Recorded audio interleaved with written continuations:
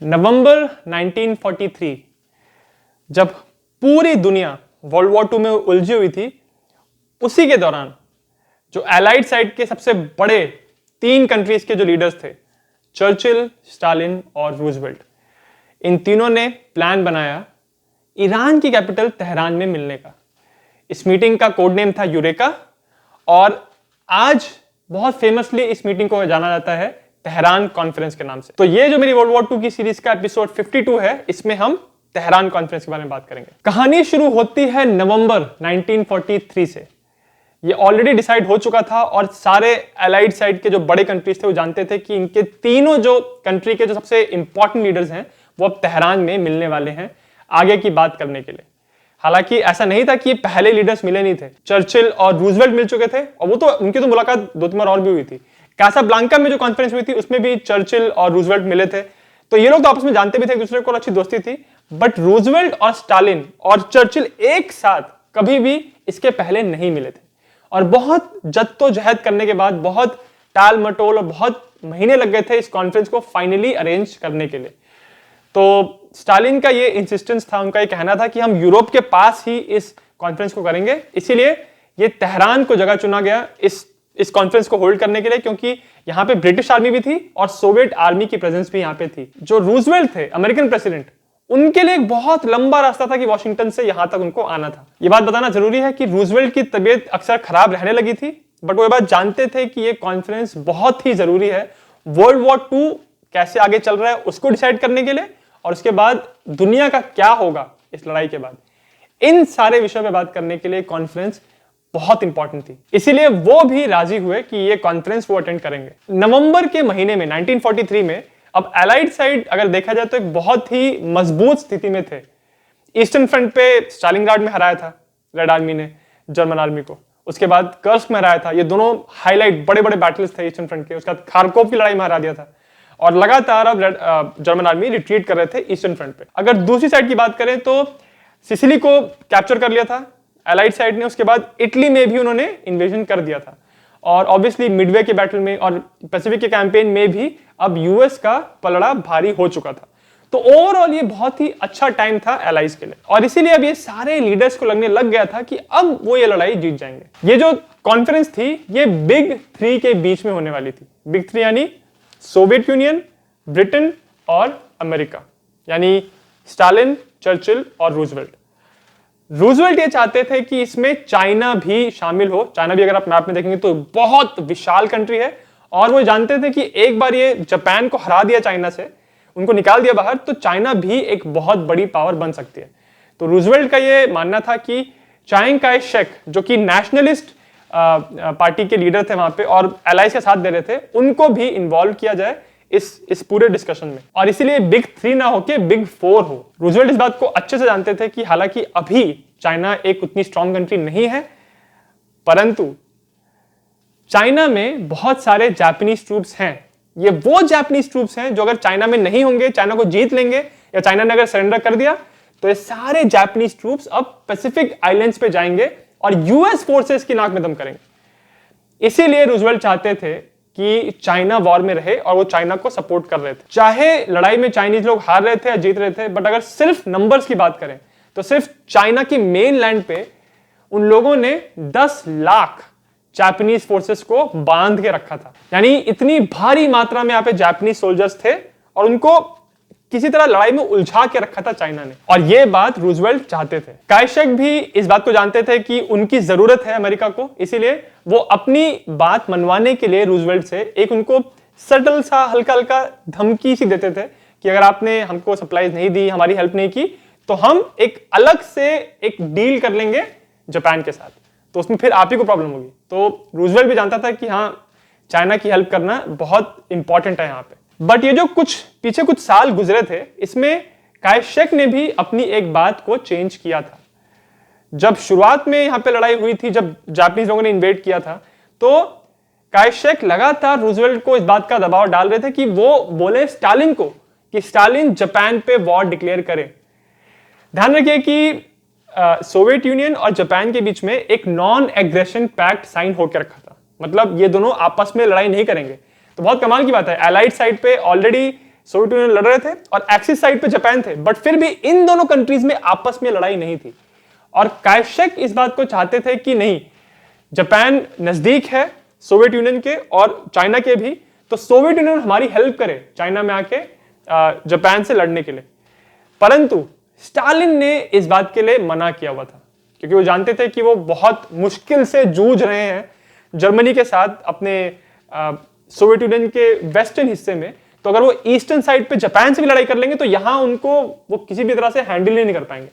इसी वजह से वो इस बात से बिल्कुल हट रहे थे कि वो जापान से लड़ाई नहीं करेंगे। बट काइशेक को जरूरत थी सोवियत सपोर्ट की। परंतु अब इस कॉन्फ्रेंस के टाइम तक आते आते काइशेक ने अपना मन बदल लिया था। वो जान रहे थे कि अब एलाइज जीत जाएंगे और अब वो ये चाहते थे कि सोवियत यूनियन की बिना किसी दखल अंदाजी के चाइना में जीत मिले चाइनीज फोर्सेस को, स्पेशली नेशनलिस्ट फोर्सेस को। क्योंकि देखिए चाइना भी इस समय दो हिस्सों में बटा हुआ था। एक तरफ थे काइशेक के नेशनलिस्ट फोर्सेस, दूसरी तरफ थे माओ जेडांग के कम्युनिस्ट फोर्सेस। और सोवियत यूनियन के स्टालिन तो एक कम्युनिस्ट थे, वो पूरी कंट्री कम्युनिस्ट थी। तो अगर सोवियत यूनियन ने आके चाइना में नॉर्दर्न हिस्से में इन्वेड किया और मदद की हमारी, तो अल्टीमेटली माओ जेडांग यानी कि काइशेक के जो कंपटीशन में थे माओ जेडांग, उनकी पावर बढ़ेगी और काइशेक पावर से निकल जाएंगे। तो एक बहुत ही, इसलिए कहते हैं ना कि पॉलिटिक्स एक बहुत कॉम्प्लिकेटेड सा गेम होता है। और इसीलिए अब काइशेक चाह रहे थे कि अमेरिका और ब्रिटेन ही मदद करें हमारी इस लड़ाई को जीतने के लिए और जापान को चाइना से बाहर निकालने के लिए, सोवियत यूनियन हमारी मदद ना करे। तो नवंबर 1943 के चौथे हफ्ते में चर्चिल और रूजवेल्ट कायरो में मिले, जो कि एक कॉन्फ्रेंस नहीं थी बट उनकी यहां पे मुलाकात हुई। और उसी मुलाकात में यहां पे काइशेक भी आए थे। रूजवेल्ट ने इस तरह से प्लान किया था कि इस मीटिंग के शुरुआत में ही काइशेक आ जाए, मीटिंग के एंड के समय काइशेक ना रहे। और जब ये बात चर्चिल ने देखी तो उसको फिर डाउट हुआ कि ये लोग क्या आपस में खिचड़ी पका रहे हैं, क्योंकि ऑलरेडी चर्चिल इस बात से बहुत ही दुखी थे कि जो पैसिफिक के रीजन में उनकी जो कॉलोनीज हैं वो तो उनके हाथ से निकल रही हैं। और इसीलिए चर्चिल को ये बात पसंद नहीं आ रही थी कि रूजवेल्ट इतना क्यों सपोर्ट कर रहा है काइशेक को। रूजवेल्ट के अपने रीजंस थे, बट चर्चिल अब इस बात को अच्छी तरह समझ गया था कि एक जमाने में चर्चिल और रूजवेल्ट की इतनी अच्छी दोस्ती थी, वो चर्चिल को जो चाहिए था रूजवेल्ट उसको दे रहा था, उसकी हेल्प कर रहा था। अब वो बॉन्ड उन दोनों के बीच में नहीं रहा। अब पॉलिटिक्स घुस चुकी है, राजतंत्र सब अपना अपना स्वार्थ देख रहे हैं, तो वो उनके बीच में वो बॉन्ड रहा नहीं। दूसरी तरफ वो चाइना की मदद कर रहे थे रूजवेल्ट। और तीसरी बात, जो ऐसा कहते हैं कि चर्चिल एक बहुत ही बड़ा इस बात का भक्त था कि उसको ब्रिटिश अंपायर को सहेज के रखना है। और ब्रिटिश अंपायर में स्पेशली इंडिया, भारतवर्ष से उसको बहुत लगाव था, क्योंकि उसको पता था कि भारत से वो बहुत पैसा कमाते हैं। ब्रिटेन जो उन्होंने जो पूरा अंपायर बनाया था, उसकी जो रीढ़ की हड्डी थी वो था भारत, और भारत से उन्होंने इतना पैसा बनाया था। और अगर ब्रिटिश अंपायर टूटा, अगर भारत से वो बाहर निकल गए, तो जो ब्रिटेन की जो इकोनॉमी है, उनकी जो इतनी धन दौलत है उनके पास, वो उसका कुछ बचेगा नहीं। इसी वजह से अपने अंपायर को प्रोटेक्ट करने की बहुत लालसा थी चर्चिल के मन में। ये जो कायरो में पूरी मीटिंग हुई थी, इसमें रूजवेल्ट ने साफ कह दिया था कि फ्रेंच इंडो चाइना में जो आके जापानीज फोर्सेस बैठी हुई हैं, उनको एक बार हमने वहां से हरा दिया और बाहर निकाल दिया, तो फ्रेंच इंडो चाइना जो है वो फ्रेंच नहीं रहेगा। माने वापस हम फ्रेंच लोगों को देंगे नहीं, ये इंडो चाइना अपना अलग हो जाएगा। तो इस बात से भाई फ्रांस के लोग बहुत परेशान हो रहे थे कि अरे मेरी कॉलोनी क्यों लेके जा रहे हो। बट फ्रेंच लोग ऑलरेडी हारे हुए थे जर्मनी के लोगों से, तो फ्रेंच की लीडरशिप यहाँ पे इस मीटिंग में नहीं थी। अगर वो लोग यहाँ पे होते तो वो इस बात से आपत्ति प्रकट करते, और ऐसे कैसे आप हमारी कॉलोनी के लिए ऐसे बोल रहे हो। बट यही होता है ना कि आपको अपनी कॉलोनीज को बरकरार रखना है, बट आपको दूसरे की हेल्प भी चाहिए। ऐसा नहीं हो सकता। अगर आप अपनी कंट्री को बचा लो, अगर आप फ्रांस को अगर ये चाहिए था कि वो अपने बिना किसी हेल्प के जर्मनी को हरा दे, तो शायद उसको अपनी कॉलोनीज नहीं गंवानी पड़ती। बट फ्रांस की हालत में बहुत खराब थी, और अभी जितनी भी बातें थी उन सबको कंट्रोल कर रहे थे इनडायरेक्टली रूजवेल्ट, क्योंकि अमेरिका एक बहुत बड़ा इंडस्ट्रियल जायंट था और सारे एलाइड कंट्रीज को अमेरिका से हेल्प आ रही थी। इसलिए रूजवेल्ट की बात सबको माननी ही पड़ती थी। तो ये जो कायरो में मीटिंग हुई, इसमें अक्सर यूएस और यूके के बीच में तनावपूर्ण माहौल था और कई बार तो उनकी बहस भी हो रही थी। और इसीलिए चर्चिल समझ गए थे कि इसके बाद जो मेन तेहरान में जो कॉन्फ्रेंस होने वाली है, उसमें तो जबरदस्त वाट लगेगी, क्योंकि ऑलरेडी चर्चिल जो कह रहे हैं उस बात को रूजवेल्ट मान नहीं रहे, और उसके बाद रूजवेल्ट और स्टालिन के जो मुद्दे हैं वो कहीं ना कहीं सिमिलर हैं। तो चर्चिल का जो ब्रिटिश एम्पायर का सपना है वो तो भाई टूटने वाला है इस कॉन्फ्रेंस में। तो रूजवेल्ट और चर्चिल फिर कायरो से फ्लाई करके पहुंच गए तेहरान। कायशेव को इस कॉन्फ्रेंस में शामिल नहीं किया गया था। जब तेहरान में पहुंचे तो स्टालिन ने ये दरख्वास्त की रूजवेल्ट को कि आप सोवियत यूनियन की एम्बेसी में रहें। रूजवेल्ट ने कहा कि ठीक है। तो अमेरिकन प्रेसिडेंट तेहरान में सोवियत एम्बेसी में रुके थे और उनको उस समय बात पता नहीं थी शायद, बट जहां पे वो रुके थे वहां पे ऑलरेडी सोवियत लोगों ने माइक्रोफोन्स और छोटे छोटे बग्स लगा के रखे थे कि जो भी यहां पे बातें हो रही हैं वो हमको सब पता चलता रहेगा। ऑफिशियली उनको पता था कि नहीं, ये बात तो नहीं क्लियर है, बट ऐसा कह सकते हैं कि जब इतनी बड़ी कॉन्फ्रेंस होने वाली है और इसमें सारे ऐसे लीडर्स मिलने वाले हैं जो ठीक है एक दूसरे की हेल्प तो कर रहे हैं बट अंदर ही अंदर वो डाउट भी करते हैं एक दूसरे के ऊपर, तो ऐसा आप सोच सकते हो कि उन्होंने शायद से उनको पता होगा कि हाँ मैं कहीं भी रुकूंगा तो उस जगह पे माइक्रोफोन्स छुपे कैमरास लगे ही होंगे। और स्टालिन ने एक बहुत इंपॉर्टेंट बंदे को इस बात की जिम्मेदारी दी थी कि भाई वहां पे सारे लगा के रखो माइक्रोफोन्स और जो भी बातें हो रही है मुझे बताओ और ये भी बताओ कि किस तरह से बातें हो रही हैं। मतलब जब रूजवेल्ट से कोई सोवियत यूनियन की बात करता है कि उसको सपोर्ट करना है तो वो किस इंटरेस्ट से बोलता है, क्या वो ऐसा करके बोलता है कि हाँ नहीं देख लेंगे, ऐसा बोलता है कि वो उत्साह से बोलता है, ये सारे डिटेल्स स्टालिन को चाहिए थे क्योंकि उसको पता करना था कि कॉन्फ्रेंस में किस तरह से ये गाड़ी किस डायरेक्शन में जाएगी। ये कॉन्फ्रेंस एक बहुत ही महत्वपूर्ण कॉन्फ्रेंस थी क्योंकि इसमें जो बिग 3 लीडर्स आए थे ये सारे अपने अलग अलग एजेंडास लेके आए थे। इस कॉन्फ्रेंस में आने का रूजवेल्ट का सबसे बड़ा मुद्दा यह था कि जो क्रॉस चैनल इन्वेजन है ब्रिटेन से वेस्टर्न फ्रांस का जो इन्वेजन है वो हमको करना है अब 1944 में। स्टालिन ने बहुत समय से 1942 से कह के रखा था चर्चिल को और रूजवेल्ट को कि हमारे पे अटैक कर दिया है जर्मनी ने और हमको आपको सपोर्ट करना है तो आप एक सेकेंड फ्रंट खोलो, वेस्टर्न फ्रांस पे अटैक करो। बट 1942 बीत गया, 43 बीत गया और अब रूजवेल्ट को ये बता रहे थे उसके सारे एडवाइजर्स कि स्टालिन का जो पेशेंस है उसको पता चल रहा है कि तुम लोग अटैक नहीं करोगे, सेकंड फ्रंट नहीं खोलोगे तो क्या करेगा स्टालिन अलग से एक डील कर लेगा जर्मनी के साथ और तुम फिर पूरी जर्मनी से तुमको अकेले लड़ना पड़ेगा। तो रूजवेल्ट को इस बात को कंफर्म करना था कि कुछ भी करके हमको 1944 में वेस्टर्न फ्रांस को इन्वेड करना है स्टालिन की मदद करने के लिए। उसके अलावा रूजवेल्ट ये भी सोच रहे थे कि वेस्टर्न फ्रांस के बाद उनको सोवियत यूनियन की मदद कर लगेगी जापान से लड़ाई करने के लिए।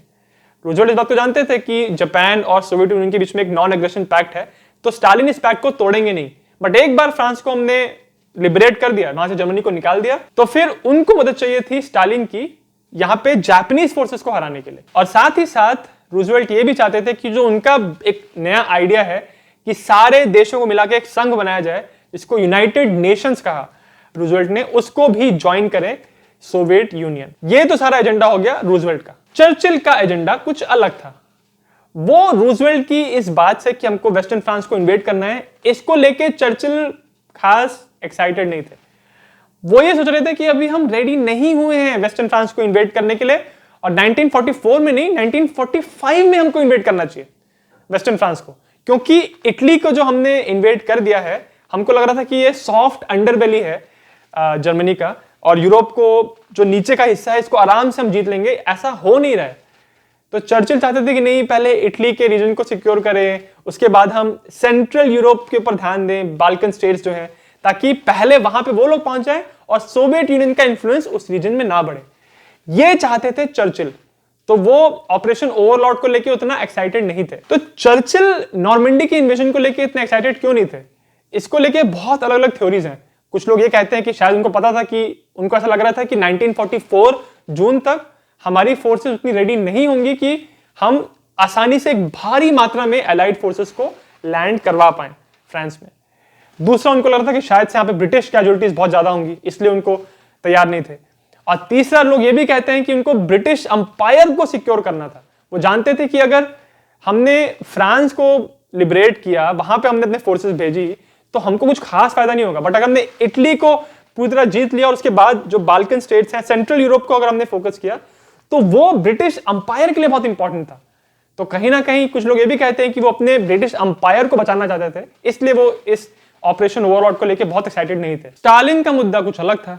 वो चाहते थे कि ये जो फ्रांस का इन्वेजन वो जल्दी से जल्दी हो, क्योंकि उनको कब से कहा गया था 1942 से कि सेकंड फ्रंट खोलेंगे, बट वो कर ही नहीं रहे थे। तो जब उनको बोला कि हाँ भाई जून 1944 में प्लान है ऑपरेशन ओवरलॉर्ड का, तो उनको लगा ठीक है, बट भरोसा भी नहीं था क्योंकि वो ऑलरेडी 2 साल से वेट कर रहे थे। तो जब उन्होंने पूछा कि सुप्रीम कमांडर कौन है इस पूरे ऑपरेशन का, तो रूजवेल्ट ने कहा कि अभी डिसाइड तो नहीं किया कि इस पूरे ऑपरेशन ओवरलॉर्ड को कौन लीड करने वाला है। तो फिर स्टालिन को लगा कि तुम सीरियसली नहीं ले रहे उस बात को, कोई जल्दी से जल्दी बनाओ। तो इसी वजह से इस कॉन्फ्रेंस के बाद जाके सबसे पहले रूजवेल्ट का ये था कि हमको सुप्रीम कमांडर डिसाइड करना, और फिर उन्होंने आइजनहावर को सुप्रीम कमांडर बनाया था ऑपरेशन ओवरलॉर्ड का। स्टालिन ने यह भी कहा कि जिस मंथ में आप ये जून के महीने में ऑपरेशन ओवरलॉर्ड लॉन्च करोगे और फ्रांस पे अटैक करोगे, उसी समय हम दूसरी तरफ ईस्टर्न फ्रंट पे एक मेजर अटैक करेंगे जर्मन लाइंस के ऊपर। तो इस तरह से जर्मनी के ऊपर दोनों तरफ से दबाव एक साथ बनेगा। चर्चिल इस बात को देख बहुत परेशान हो रहा था कि ये रूजवेल्ट और स्टालिन में तो दोस्ती हो रही है, एक ही चीज बोल रहे हैं ऑलमोस्ट। और चर्चिल का तो दोस्त रूजवेल्ट था, बट रूजवेल्ट अब वो बातें कर रहा है जो स्टालिन को सही लग रही है। तो चर्चिल ने कोशिश की स्टालिन को मनाने की कि पहले हम ये जो ओवरलॉर्ड इसको थोड़ा पोस्टपोन करते हैं, पहले हम इटली को जीत लेते हैं। बट स्टालिन अपनी बात को चेंज करने के लिए तैयार ही नहीं था। उसको था कि नहीं, अभी होना ही होना है ऑपरेशन ओवरलॉर्ड। और अल्टीमेटली इन बिग 3 में सोवियत यूनियन और यूएस की फोर्सेस को मिला के जो संख्या थी वो बहुत ज्यादा थी ब्रिटिश फोर्सेस से।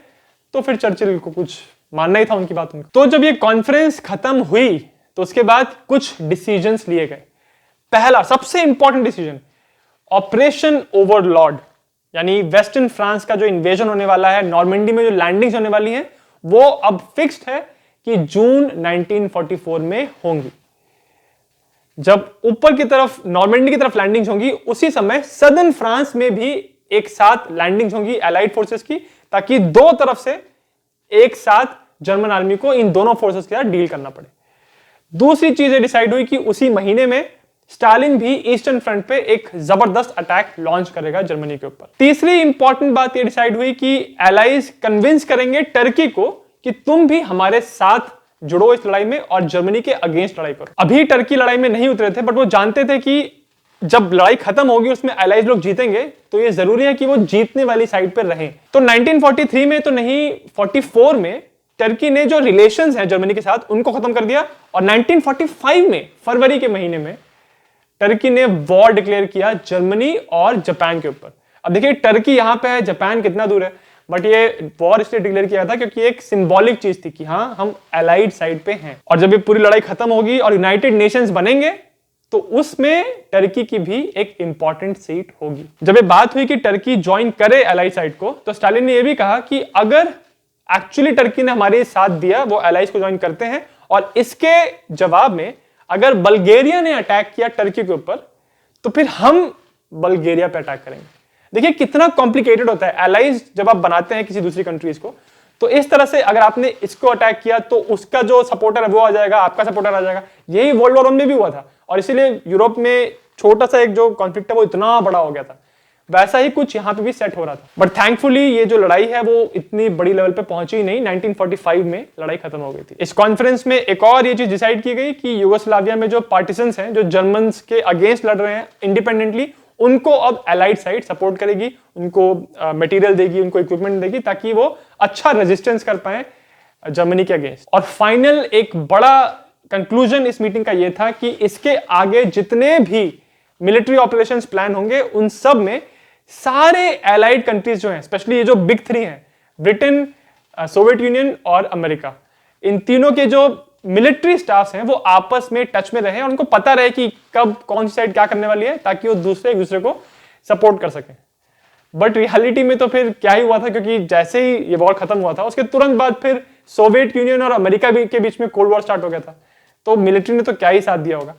बट ओवरऑल ये जो कॉन्फ्रेंस थी, इसको इन तीनों लीडर्स ने एक सक्सेस बताया, और ये एक बहुत फेमस लाइन भी है इसके लिए कि हम यहाँ पे आए थे दोस्त बनके और यहाँ से हम जा रहे हैं और स्ट्रॉन्ग दोस्त बनके। और हमारे बीच में जितने भी बातें हुई थी उन सारी बातों में हमको एग्रीमेंट मिल गया।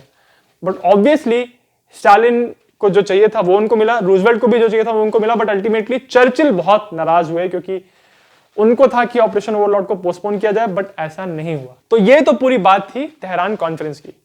ये बहुत ही इंपॉर्टेंट टॉपिक है और बहुत सारे एग्जाम्स में, सिविल सर्विसेज के एग्जाम्स में और जीके के क्वेश्चंस में तेहरान कॉन्फ्रेंस से रिलेटेड कुछ ना कुछ क्वेश्चंस जरूर पूछे जाते हैं। तो इसीलिए इस कॉन्फ्रेंस के बारे में ध्यान से पढ़िए, और मेरी इस फॉरवर्ड टू की सीरीज का जो नेक्स्ट एपिसोड है उसका लिंक आपको इस वीडियो के डिस्क्रिप्शन में मिल जाएगा।